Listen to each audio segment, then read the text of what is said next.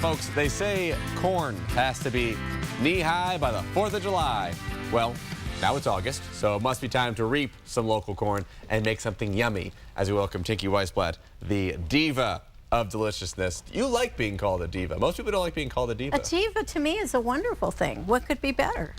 Well, there's nothing better than you, Tinky. Well, I'll go with that. Danny. So I know one time we made hoe cakes. That's right. Now we're making corn fritters. So hoe cakes are for year-round because hoe cakes were made with cornmeal. So what you do is, if it's in season, in some places, you grind it into meal and then you can use it year-round.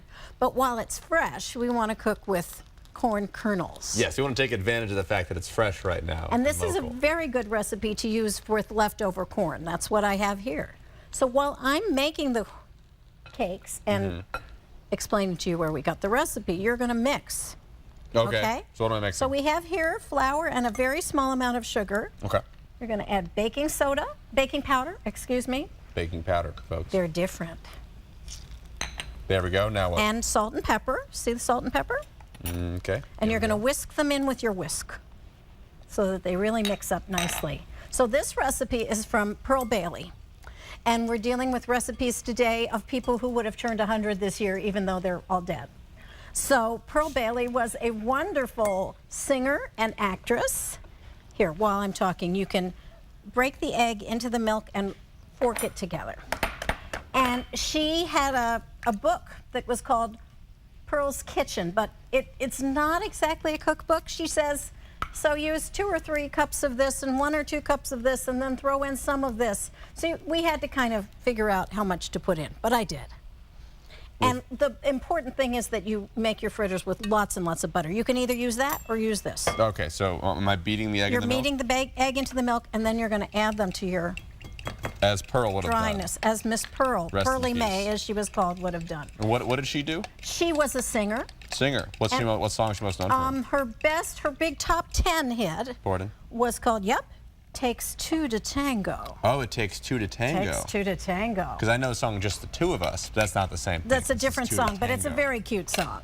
Anyway, that was her biggest hit, but she also was very well known as a cabaret singer, and she, in the 60s, after Hello, Dolly, the musical had gone through its first run with Carol Channing. Yes. They had this brilliant idea, the producers, to mount an all-black version of Hello, Dolly, and she played Dolly, and Cab Calloway played her suitor. I do remember Louis Armstrong having a recording of Hello, Dolly. I know he had one. He sang in the movie, and yes, it's a fun show. So anyway, she was wonderful. She was very down to earth. What I particularly admire about her was she was adamant that no one ever call her at the home or even in the office, which was at home, before 10 in the morning. Well, she might be eating her corn fritters. A woman after my, So once it's all mixed up. So once that's all mixed up, you add in the corn. Oh, right, I forgot there's corn in this. That's what the name is. It's the titular ingredient. Stir in the corn.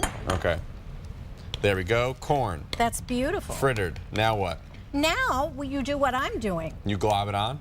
We glob a little. You want to use some of that? Shall we put some of that in our I'd be honored. Yeah, we got about a minute left. Take a little blobber. Okay, so you use a little ice cream scoop, little thing? Yep. I use these for matzo balls. And just put it in here, and yeah, they're very handy. And then just, there, that's good.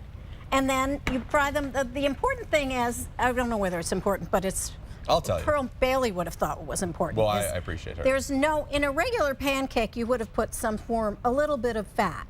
You don't put any fat in the batter, but then you have to fry it in a fair amount of butter. A generous amount of butter. So would you like to try one and tell me what you think? Now you can tell me whether you think they need, what would they need? Syrup, Some people would put maple syrup on them. I kind of like them by themselves. They could be an appetizer as well as a side dish or a breakfast dish. They're very corny. Oh, they're great. Yeah, see? Not bad. It's that butter. I always like the corn stuff you make, though. I'm a big fan of its work. Corn is such a wonderful thing, and it's everywhere, so go buy it, make fritters, make whatever you want. And it's a side dish, you'd say, for the most part? It could be a side dish, it could be an appetizer, it could be eaten for breakfast. So a little pancake. Yeah, there we go. It's versatile. Now we'll be back. Like me. Yes, Tinky, you are very versatile. And like you. Well, thank you. Gosh, I appreciate that. So we'll be back with Tinky a little bit. We're making a blueberry coffee cake together. That's correct. More locally friendly, fun stuff. We'll be back with more from Tinky. Thank you, Tinky. Thank you, Dan.